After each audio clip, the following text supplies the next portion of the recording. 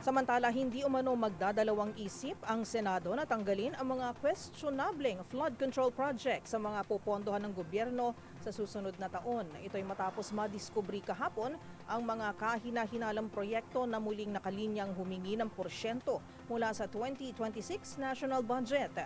Magbabalita si Raymond Dadpaas.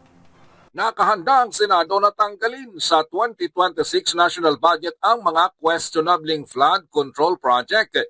Itong binigyang din ni Senador Panfilo Ping Lacson kasabay ng budget briefing ng Development Budget Coordination Committee o DBCC sa mga senador. Kasunod dito ng kanilang natuklasan na may mga pare-pareho na naman na mga flood control project na nais mapunduhan para sa 2026 national budget.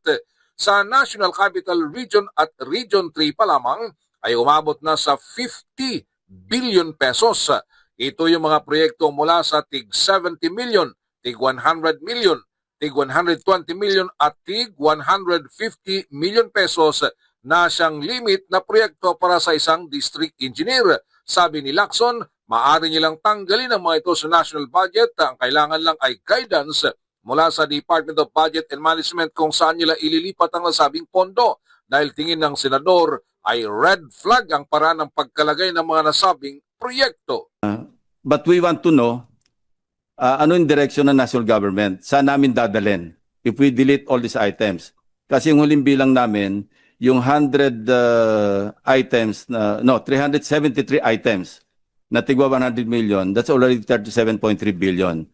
So as of our initial count, nasa mga 50 billion pesos na yung pare-pareho, yung red flag. Sa panig ni Senador Bam Aquino ay gusto nitong huwag aprobahan at ibalik ang budget ng Department of Public Works and Highways.